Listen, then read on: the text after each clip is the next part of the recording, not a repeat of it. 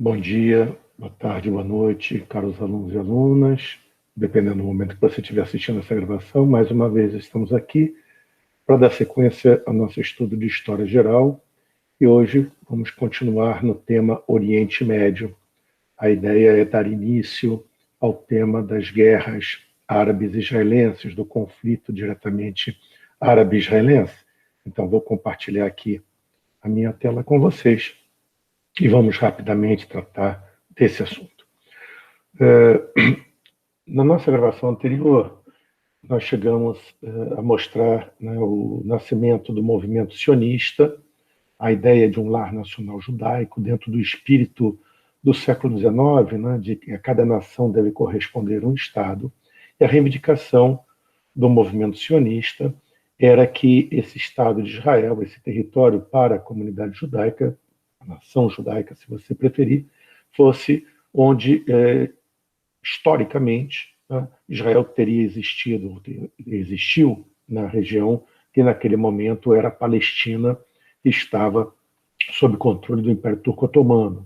Quando veio a Primeira Guerra Mundial, nós vimos, né, o Império Turco se colocou das chamadas potências centrais com o Império Alemão e com o Império Austro-Húngaro contra o Reino Unido, a França e o Império Russo. E ali naquele processo de guerra, né, os ingleses eles fizeram 3 movimentos em relação à região ali do que seria, né, as áreas árabes sob controle do Império Turco naquele momento. Uma primeira proposta, né, incentivando a revolta dos árabes contra os turcos, para fragilizar as forças armadas turcas. A segunda questão, num acordo secreto com a França, partilhando a região em 2 áreas de mandatos, né, britânico e francês. E a terceira, em 1917, quando necessitava de recursos, de empréstimos, né, para dar prosseguimento ao seu esforço de guerra, né, o projeto da chamada Declaração Balfour, que apoiava a proposta do Lar Nacional Judaico. Como eu disse na outra gravação, tá, a única forma disso não dar errado era a Entente perder a guerra. Só que isso não aconteceu. A Entente venceu a guerra. O Tratado de Sèvres desmembrou o Império Turco-Otomano. A Liga das Nações, em 1922, confirmou o mandato britânico na Palestina, dentro daquele projeto, não é isso? De uma área sob controle mandato francês e uma outra área sob controle britânico, que incluía a região da Palestina. Perfeito? Essa região, os ingleses cumpriram a promessa, não é isso, de dar uma independência às lideranças árabes, um Estado para as lideranças árabes, que foi a Arábia Saudita. Perfeito? Agora, a partir desse momento também, a política inglesa, que governava, já que havia mandato inglês na Palestina, permitiu o projeto do Lar Nacional Judaico. A imigração de judeus para a região começou a aumentar, tá? Eles, trazendo recursos garantidos pela comunidade judaica, compravam terras aos árabes e se localizavam no território. Perfeito? Aqui a gente pode ver a imigração judaica, como ela aumenta, né, em determinados momentos fortemente, depois se reduz pela reação da população local, das lideranças árabes. Posteriormente ela cresce outra vez. Aqui é o momento em que Hitler assume o poder na Alemanha, com todas as consequências desse fato para a comunidade judaica. E aqui essa baixa forte tem a ver com a revolta árabe, que eu vou citar daqui a pouquinho. Tudo bem? E a resposta inglesa. E aí foram se formando esses grupamentos de comunidade judaica num território de ampla maioria de população árabe. Perfeito? Essas manchas aqui, vamos chamar assim, em rosa, mostram a presença das comunidades judaicas espalhadas aqui por esse território. Perfeito? A reação das lideranças árabes se deu de várias maneiras. Uma delas, eu vou apenas citar aqui, porque mais tarde, sobre esse tema, nós vamos precisar um pouquinho dessa informação, né? Foi fundada a primeira organização de modelo fundamentalista islâmico, que colocava a questão religiosa como ponto central da organização dos grupamentos humanos, das sociedades humanas. Então, a Irmandade Muçulmana, fundada no Egito em 1928, foi a primeira organização com um viés fundamentalista islâmico que se opunha à presença não apenas dos judeus, mas de qualquer outros de outra religião naquele território, que seria um território exclusivamente para muçulmanos.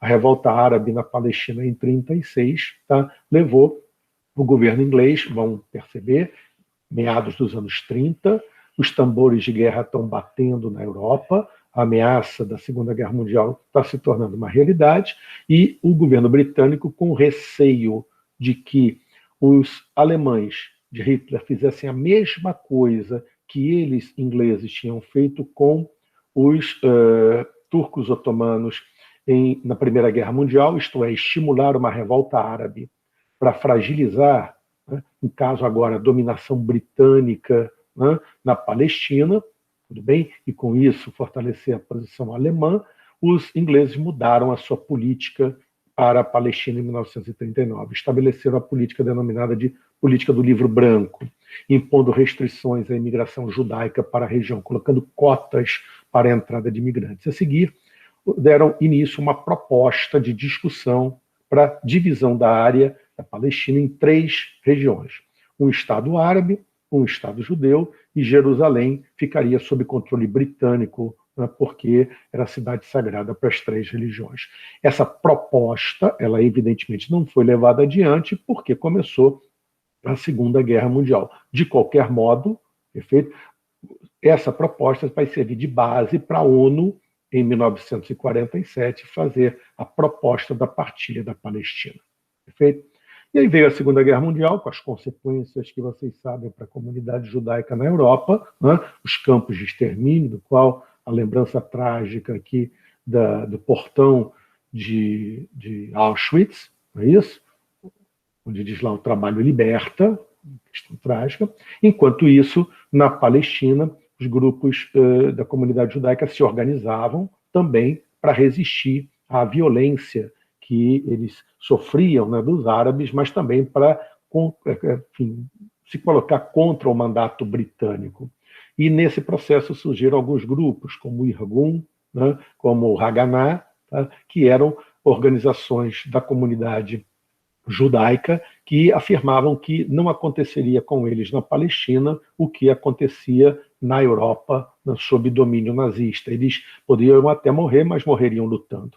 Aqui um ato famosíssimo do Irgun, um atentado que destruiu o Hotel King David, que era a sede do governo do mandato britânico em Jerusalém. Aqui morreram cerca de 91 pessoas, segundo os dados oficiais. Ingleses, árabes e judeus morreram nesse atentado. Aqui a propaganda do Irgun, esse um grupo armado para criar, né, a Israel, isso na Palestina.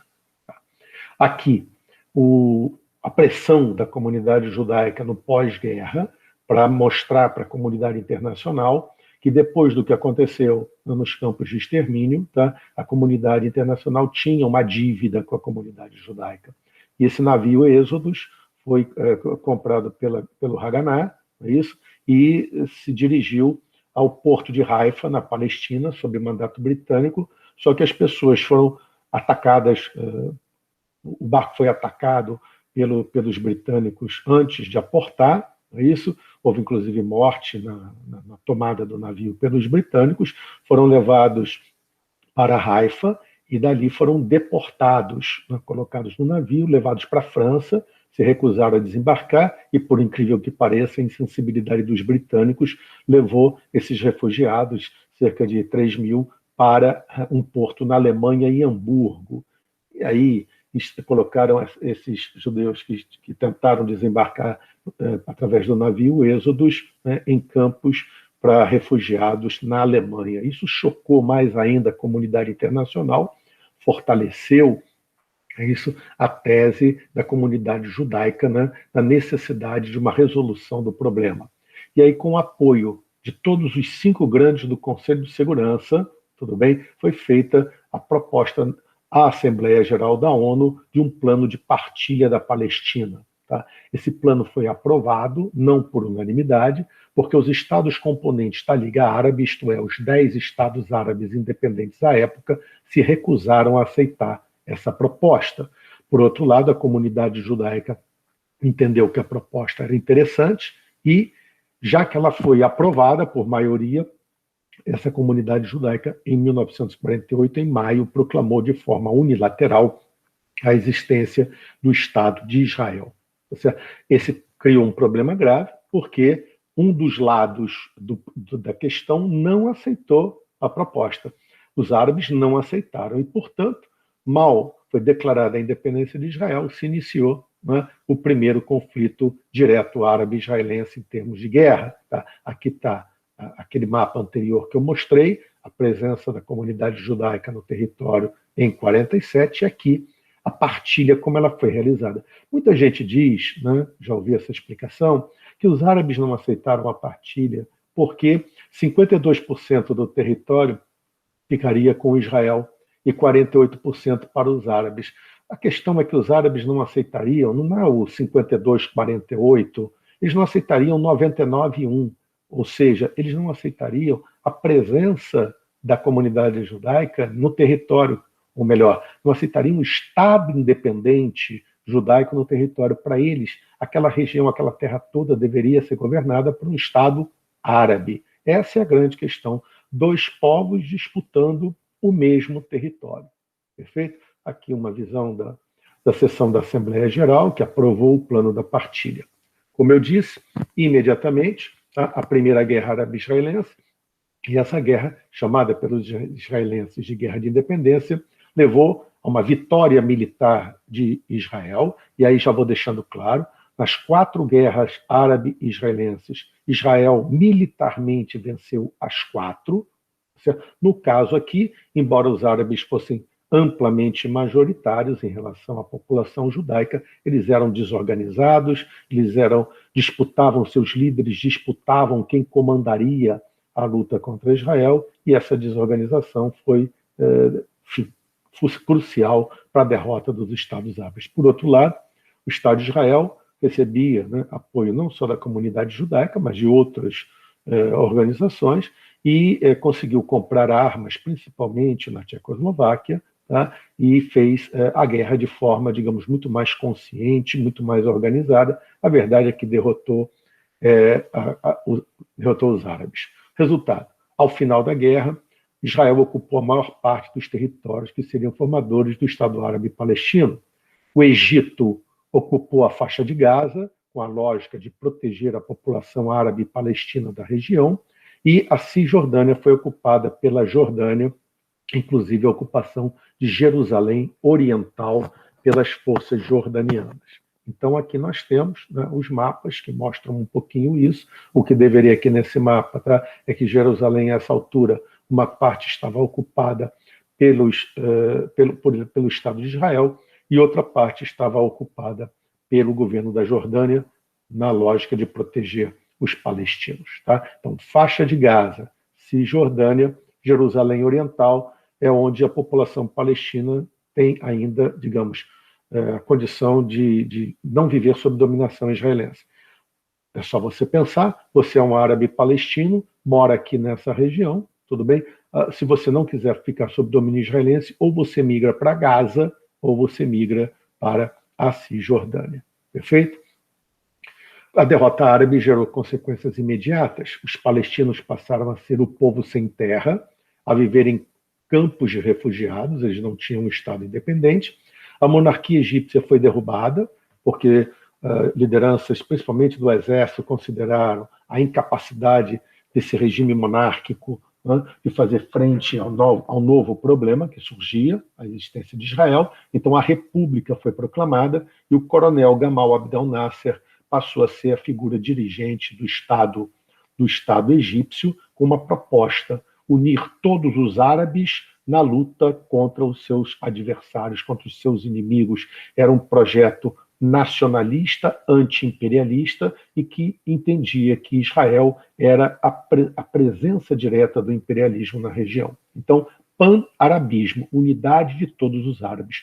Formou-se um partido chamado Baath, com essa lógica do pan-arabismo, no Iraque e na Síria, para espalhar essa ideologia, né, para divulgar essa ideologia e ganhar maiores aderentes. o projeto nasserista era também de modernizar o Egito, e para isso, modernizar significava industrializar. A ideia da construção de uma hidrelétrica, já que no Egito não há recursos de petróleo, tudo bem, seria um caminho fundamental. Pede ajuda, financiamento ao Exim Bank norte-americano, o governo norte-americano não dá, é o governo Eisenhower, porque considera que o panarabismo é agressivo em relação a Israel, né, e aos próprios Estados Unidos, tudo bem? E Nasser, então, resolve nacionalizar o canal de Suez, que era o canal, né, que fazia ligação entre o Mediterrâneo e o Mar Vermelho e daí o Oceano Índico, que era controlado por um condomínio, era propriedade de um condomínio franco-britânico. A ideia dele: eu nacionalizo o canal e as rendas do canal, que naquela época apenas 10% iam para o Egito, iriam integralmente para o Egito. E daí se poderia, ele pensava, o governo egípcio poderia financiar a construção da hidrelétrica que ele desejava. Tá? Diante dessa ação de nacionalização, tá, e de, ao mesmo tempo, ter fechado, né, a navegação de Suez para barcos que se dirigissem a Israel, tá certo? O governo egípcio descontentou o governo britânico, o governo francês e Israel.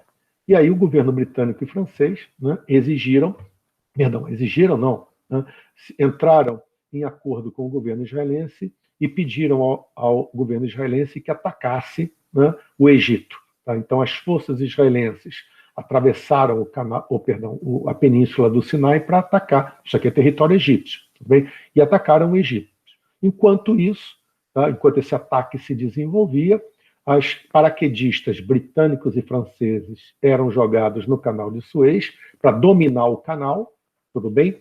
E garantir a continuidade do domínio, impedindo a nacionalização. É nesse momento que os governos dos Estados Unidos e União Soviética, conjuntamente, dão a ordem, e foi uma ordem no sentido literal do termo, de que essa agressão britânica, francesa e israelense fosse cessada, que as tropas israelenses se retirassem, que os paraquedistas franceses e britânicos também se retirassem, tudo bem? E as superpotências decidiram que, tá, o canal seria egípcio, perfeito? Tá?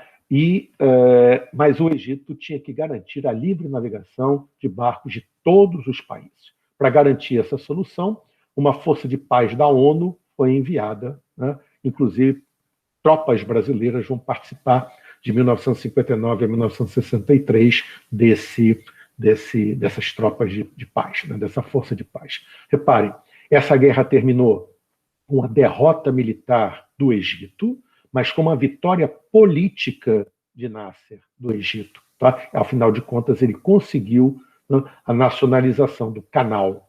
Perfeito? Isso levou a uma aproximação. A União Soviética percebeu a importância dessa liderança nacionalista, se aproximou do Egito, inclusive na questão da tecnologia e de recursos para a construção da hidrelétrica de Assuã, perfeito? E o panarabismo ganhou força nesse momento final dos anos 50, início dos anos 60, naquela região. Perfeito? Agora, por outro lado, os palestinos resolveram, em 64, se fundir, os diversos movimentos palestinos que existiam, tá? E construir a Organização para a Libertação da Palestina, sob a liderança de Yasser Arafat, um projeto nacionalista laico, né, de organização desse Estado árabe palestino e de destruição do Estado de Israel. No estatuto da OLP da sua fundação estava escrito: a OLP existe para destruir o Estado de Israel. Reparem que somente depois da Guerra de Suez é que as superpotências passaram efetivamente a se interessar por aquela região. Não é que a região do Oriente Médio não fosse importante, mas aquela área, especialmente Israel, Palestina, não era importante. Importante era a região do Golfo Pérsico, onde o petróleo estava localizado. Perfeito? Aqui é que aqui é que a Guerra Fria faz entrada na região. Perfeito? Quando Israel foi fundado, houve apoio da União Soviética na fundação do Estado de Israel ao plano da partilha. Perfeito? Estados Unidos também apoiou. Posteriormente, a União Soviética se aproximou do mundo árabe, tá certo? E Estados Unidos mantiveram a sua aliança fundamental com Israel.